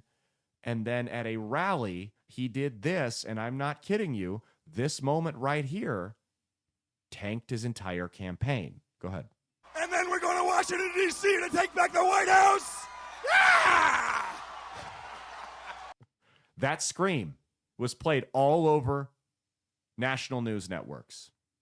Now, do you think the average voter, when they were going to vote in the Democrat primary in whatever year that was, sat down and went, man, I wonder what Howard Dean sounds like when he gets excited and screams? No, they didn't think about that. Just like the average voter up until now wasn't thinking, how much can Zohran Mamdani bench? Now that's all they're thinking about. And this is ingrained in just thousands of years of human evolution, just instinct. Doesn't matter what the circumstances are. Yes, I understand it. A leader of men right now is different than a leader of men in 500 BC. You're sitting in an office versus leading a tribe as a warlord. However, it has been ingrained in our DNA for thousands of years. We do not want to elect weak men. We do not want to be led by weak men. There is some instinct that tells us men who are physically weak like that, cannot lead us. And that's what you're seeing here. When Andrew Cuomo tweeted that, he didn't have to tweet a picture of a video of himself benching because he didn't need to. How much does Cuomo bench? I doubt Cuomo can put 135 up more than once or twice. Doesn't matter, though, because Cuomo wasn't stupid enough to get on the bench. Mamdani was. Mamdani's egotistical narcissism couldn't be set aside for a second to realize what a grave mistake he had just made. Now, do I know if it's going to cost him the campaign? It's way too early to tell. We got 3 months. That's the only thing he's got going for him here. What I do want to do, though, is I want to issue the Zohran Momskrani Challenge. I want you guys, with a spotter, be safe. Don't overdo it and hurt yourselves. Always use precaution. I want to see how many times you can put up 135 to failure with a spotter. Have a spotter. If you get hurt doing this because you're an idiot and did it alone, I don't want to hear it. If you get hurt doing this because you're too weak to put 135 up, I don't want to hear it. If you're easily able to rep 135 multiple times, Post the video in the That Space with Caleb Salvatore Facebook group. We'll approve the post of you putting up 135 all the way down to your chest and back up. I want to see how many times you can do it. Let's get the Zoran Mom Scrawny Challenge rolling on the Facebook group. Mia, how many times can you put up 135? 200. 200 times. Okay, Arnold Schwarzenegger over here. That's, I said it when we were talking about Swalwell. I was average strength, middle of the road on the football team. And I was repping 135 pounds 12 times at 14. 14. This guy's weaker than a 14-year-old kid. I mean, he's seriously, New York City, your next mayor has got the strength of a little girl. And he doesn't even have the axe to carry around to stab the migrants with. You know, like the girl in the video we just shot. He's a little bitch. He's a silver spoon, never worked for shit. Communist little bitch. That's all he is. I'd probably trust her to protect me more than him. Oh, 100%. See, and that's the other thing is a guy like that. I've seen guys like that. When the shit hits the fan and they're out with their woman, that guy tucks tail and runs. That guy's not going to fight. Whether he's got a gun or not, he's not going to fight. That guy's out of there. He might try to help you get out, but he ain't going to stand his ground and protect you. Ever. Under any circumstances. He's not going to stand up for your city either. I got a whole bunch of theories on, or a whole bunch of opinions on what that guy's gonna do. How many times do you think I can put it up? My shoulder, I'm like 60% sure I'm gonna need shoulder surgery, but I think I might do the Mom Scrawny Challenge before I go to the doctor. Just blow it out one last time. I bet I can do it 40 times. I bet I can do 135 40 times. We'll air it on the group. But then I got to be that douchebag that records himself at the gym. I don't know if I want to do that either. We'll do it for the show. Fuck it. Who cares? I'll get a little tripod, set it up, I'll record myself. I bet I do it 40 times. 135 pounds. We'll see. Let's go to the next one here. Which means I'm going to shoot for 50. Well, I doubt we're going to have time to do all of them. It's fine, though. Well, we got 30 minutes. Gavin Newsom is trending all over social media. And it might be because MGK released a new song about him, his new anthem. We got a clip of it we're going to play for you guys here. Never had a chance to be young, goddamn. No one grows old where I'm from, goddamn. Going through the motions all alone, goddamn. I can't lift this weight off on my shoulders, goddamn. Feel like they forgot my city, goddamn. No one city shotgun with me, goddamn. I can feel the cracks in my bones, goddamn. I don't think I'm never going home, goddamn. See, I don't feel like it's accurate enough because I don't think he said goddamn quite as much as Newsom did. I think it's a little bit short. But Newsom's been upping his social media game, and he recently had this quote in a conference that he gave. Pull it up. Wake up.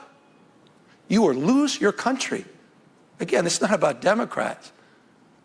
Or it's about all of us. So you're absolutely convinced he's... I'm absolutely convinced. 2028. You've seen it. He's tried to steal the last election. He's trying to rig it in plain sight. So that's Gavin Newsom telling you Trump's not going to allow there to be elections in 2028. Source, trust me, bro. I guess. I thought it was a threat to our democracy and you were a traitor who belonged in prison. If you said that an election was stolen or someone was trying to, I guess the rules have changed. Rules for thee, but not for me. Just like now it's not a good thing if the DOJ goes after political rivals. It's crazy how that works, right? Can you put your finger on what's off about this guy? Can you, there's something almost uncanny valley about him. I don't know what it is. And I got a friend, Rico St. Cloud, comes on the show. Democrat, involved in Democrat politics. Texted him the other day. I said, what do you think of Newsom? Because he's going off on his social media, and we'll play in a second. He said, the guy's a fucking loser. That's what he told me. He said, you're trying to be Trump. There's one Trump. That shtick doesn't work when you're trying to copy him. You're trying to troll him. Be a governor. Be a statesman. Be a leader. Show people why they should vote for you. And then I said, Newsom feels like it's like if you asked ChatGPT to create a political candidate, create me the perfect political candidate. Name recognition, slick talker, good-looking guy, executive branch, right? Governor of the biggest state in the country. On paper, he's perfect, but he's the ChatGPT candidate because you can tell something about the guy is just off. It just doesn't, you don't know what it is. It's uncanny valley. It's like I said, that deep instinct that we have from thousands and thousands of years ago as humans, we can just tell when something is off, and we don't know what it is necessarily, but we know there's something in our gut that says, don't trust that guy. We don't know what it is, but we know he's bad news. So he's taking to Twitter, and he's like trying to imitate Trump. Pull this first cluster of tweets up here.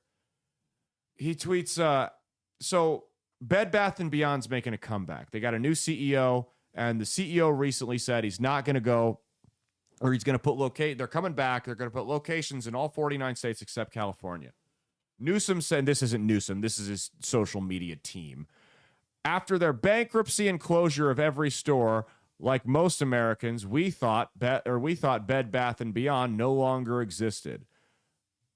It says, we wish them sorry, it's hard for me to read from here. We wish them well in their efforts to become relevant again as they try to open a second store. So a guy says, hey, your bullshit regulations and taxes make it too expensive to do business there. The insurance rates are too high because you've crippled that industry, and you won't arrest anyone that commits shoplifting. We're not coming to your state. And your response is to mock them. Not even the same CEO. They're reviving a nationally known brand. Talking thousands of jobs for your state. Millions of dollars in investment in your state. Millions in potential tax revenue in your state. You don't have to agree with his reasons, but to come out and mock him is a little ridiculous. You got another guy who works for the Kennedy Center, Richard Grenell, says it's so obvious Gavin Newsom isn't the person actually tweeting from his account. It's some new team he's hired who has convinced him to step aside and let them try something new. Newsom replies, the Kennedy Center's janitor caught us. There you go. You can take that down. He's trying to be like Trump, but it comes off as like an edgy teenager. And the guy's right. It's not him tweeting. There you go. You've already got an image problem. The majority of the country sees you as a Nepo baby prick. And what do? You mock janitors and tell businesses that are going to bring retail jobs to your state, no thanks. You failed. We don't want you. We only want winners here. We don't want a comeback story. Here's more tweets from New Scum. Tom McDonald, a rapper, tweets at him, Dear Gavin Newsom, he has a song out. Newsom says, bro, we get it, but he's not interested. Stick to Grindr. So the gay jokes are okay from the left. Is that what we've established? Because South Park called Trump gay, and now Newsom's throwing gay jokes at this guy. Guy does look a little gay. Seems like a nice guy, though. Throwing gay jokes at... So I don't think people realize, Tim Pool said, I saw in a clip on Twitter the other day, the way the left has decided to use gay slurs as an insult toward Trump and other conservatives is actually a symbol that they've lost the culture war. 5 years ago, you would have lost your job for making a joke like that. You were done. Now the left, the same people that were doing the canceling are the ones that are using those jokes. And now read this crap. It's all caps. What does this say, Mia? So it says the original tweet is White House officials turn up the heat on Indiana redistricting. And then it's quoted, not even JD Just Dance Vance can save Trump from the disastrous maps war he has started. Not even his eyeliner lines look as pretty as California map lines. He will fail as he always does. Sad. And I, the peacetime governor, our nation's favorite, will save America once. So he's clearly trying to be Trump, right? He's mocking Trump. And I don't know. This is the vibe I get here. First off, I'll tell you a couple reasons why Gavin Newsom's not going to be the nominee in 2028 for the Democrats. Number one, he's peaking way too early. It's 2025.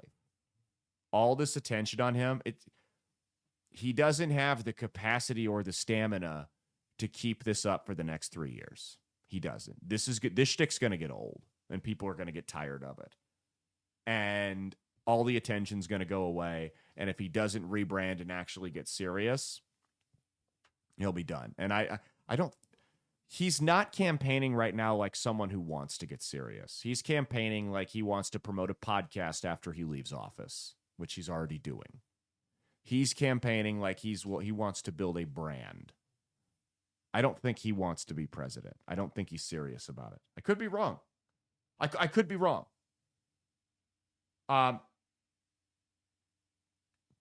The other reason I don't think he wins. Oh, what the fuck? The other reason I don't think he wins, I just don't think you can sell this guy. I just don't think you can sell this guy to the average voter. And I think the Democrats know that. I think they know that Gavin Newsom, you're not going, if it's Newsom Vance, you're not going to be able to take Gavin Newsom to coal miners in Pennsylvania and blue collar union guys in Wisconsin and sell that. He's not electable outside of the coasts, because those are the people he represents, the coastal elites. I don't care how many times he says "God damn" on the Sean Ryan podcast, and how many times he lies about his fucking upbringing, claims he was poor when his dad was a lawyer for one of the biggest oil companies in the world. I don't care. Those people are going to see right through that shit. And it's like I said, the blue-collar, Midwest, salt-of-the-earth people do not care if you're not one of us. They elected Donald Trump. The difference is they just want you to be authentic. There's no doubt that is who Trump is. Nobody would act the way Trump does as a bit. They wouldn't do that as a con. Trump is unhinged, and they will respect him for it. He's a straight shooter. They don't care that you're a Nepo baby from the West Coast. What they care is that you insult them by trying to behave as some type of caricature that your consultants, who are also coastal elitists, Nepo babies as well, most likely, told you was how they acted. That's the difference. So it becomes a question of who's more electable at this point. Who's electable? Pete Buttigieg is the name I keep seeing. Former mayor of South Bend, Indiana, got some weird ties to the CIA. I can't imagine Pete Buttigieg is your guy. And I'll tell you why. Because he's gay. And that's not my personal bias or anything. I'm giving it to you straight. He's gay. Now, gay marriage has like 70% approval in the country. But what you have to realize is there's a difference between 70% of people saying, I'm okay with two guys down the street getting married as long as they leave me out of it, and I'm okay with two guys that are married in the White House. There's a difference. 70% of the people, what do you, I see you nodding along over there. People aren't going to want a first man. No, first gentleman. First gentleman. No. Those 70% of those 70% of people, I bet 45% of them are okay with it. And here's the other problem. There's two demographics that Democrats have to, one, they have to carry at a certain percentage, and one they have to win because it's becoming a swing demographic. It's black people and Latinos. Both of those cultures, historically, not too fond of the gays. They may vote Republican, they may vote third party, they may stay home. But they ain't going to vote for you if you nominate Pete Buttigieg. Because I think about people like my grandma. It's a perfect example. Who's finally starting to come around to the gay thing, right? She's not against them getting married. She's curious, right? One could say. You are gay.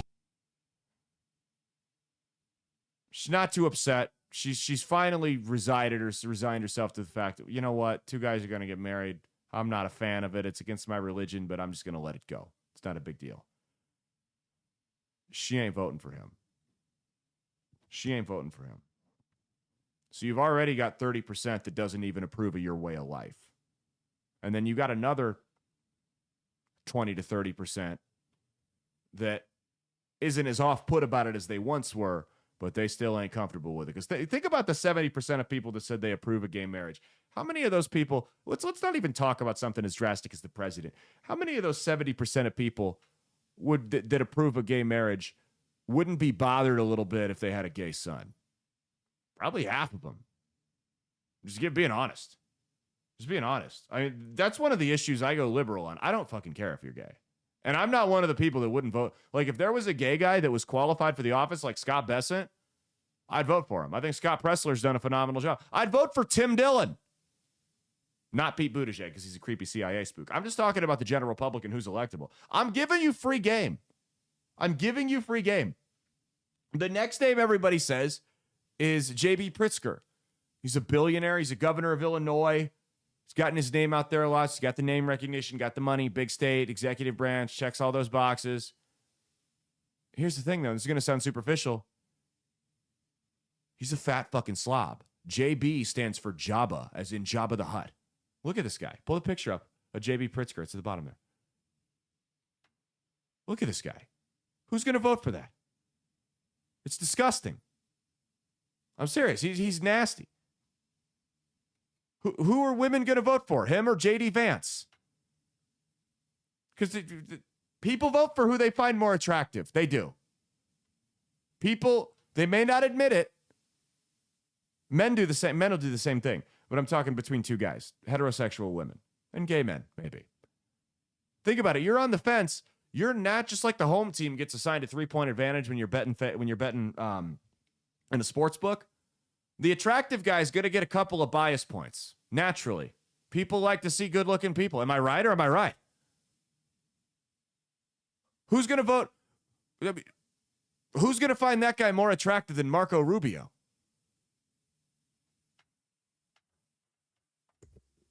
I know. I just saw a picture of them and I was told to vote just based on a picture. I'd vote for JD Vance. Well, we know how you feel about JD Vance. I mean, yeah. Oh, it doesn't matter because I love JD Vance. Yeah, we know how you feel. You love you some JD Vance. I'm a big Vance head. Yeah, she's a Vance wears the pants, so she wants Vance in her pants. You know, it's that kind of thing. But that's the reality of it. Is people are going to when it's closer together, it doesn't matter as much. But when the looks are that far apart, you're going to naturally assign a little bit of bias to somebody who's more attractive. They don't have anybody, guys. They're talking a bunch of shit. They're pounding their chests. They don't have anybody. Half the country immediately will not vote for Buttigieg. J.B. Pritzker is a fat slob and a billionaire, which loses him a lot of credibility with his base. Gavin Newsom is impossible to sell in Rust Belt states. AOC? Here's the thing about AOC. She's got the same problem Kamala Harris does. Is everyone talked about men were too sexist to vote for Kamala Harris and they'd never vote for a female president. Here's the thing about that. It's not the men. You know who really didn't like Kamala Harris? Who really didn't like Kamala Harris? Who she massively underperformed with? Hillary Clinton outpaced her by a country mile. It was female voters. Because women don't like the stereotypical dumb female politician. They find it insulting. The ditzy idiot that is maybe or maybe not drunk on stage 24/7, they don't want to vote for them. Because there's already, we hear about this glass ceiling and all that, and women in politics already have enough hurdles to deal with. They don't want to be painted as an idiot. And that's what Kamala Harris and AOC both do. So yeah, they'll win. They're liberal women. I am a proud, ignorant woman. It's a good one. They'll vote. So the liberal women will vote for them no matter what. But the women that are on the fence, not going to vote for them. The conservative women going to come out in droves to vote against them. The only people that dislike stupid women more than men are other women. Am I right about that or am I right? Yep. Honestly, it doesn't matter who runs as long as JD Vance runs. I don't care who else runs. Oh, yeah. Vance could come out and say he's going to put her in prison. But she'd like to be chained up by JD Vance. So, yeah, that might be a selling point for her. You know? I don't know. It's President Newsom. What can you do? Let's go. Let's skip the Trump one. We'll go to Southwest Airlines. We'll end it on this one. Southwest Airlines has got a new policy in place. So for the longest time, if you were morbidly obese and you seeped over on the plane seats, right, and in the aisle, you had to buy a second seat. And when the plane landed, after everybody got off, they figured out, hey, that plane wasn't actually full. We still had tickets available. Sometimes they'd give you your money back on that ticket. Well, they're doing away with that one. So it says Southwest Airlines rolling out a new seating policy targeting obese passengers who take up more than one seat. Under the change, they'll now be required to purchase an extra ticket, and refunds may no longer be generated or guaranteed. Plus-size activists have long pushed back, arguing their bodies aren't the issue at all, but rather the airline seats are simply too small. Oh, yeah, I'm sure that's what it is. So we get a fat activist here, posted a video, and here's what she had to say. My body isn't the problem. The system is. No. When you're forced to buy 2 seats or squeeze into a space that wasn't designed for your body, it's not just inconvenient, it's dehumanizing. This isn't a luxury, it's a basic human right to travel with dignity. This plus-sized woman believes it's a basic human right to travel with dignity, and she's standing up for change. With every journey, Jalen challenges the uncomfortable realities. She's standing up for change. How long is she going to stand until her knees buckle? That's the question there. Can I just say, no, it's not a basic human right. No. It's a luxury. It is. To fly through the air. Yeah. It's not a basic human right. They're not denying you the right. They're saying if you take up 2 seats, you have to pay for the second seat. I mean, could you imagine being someone on a full airliner that has to sit next to her and she takes up 2 seats? So I got to get squished, basically? That's what you're telling me? How is that fair to me?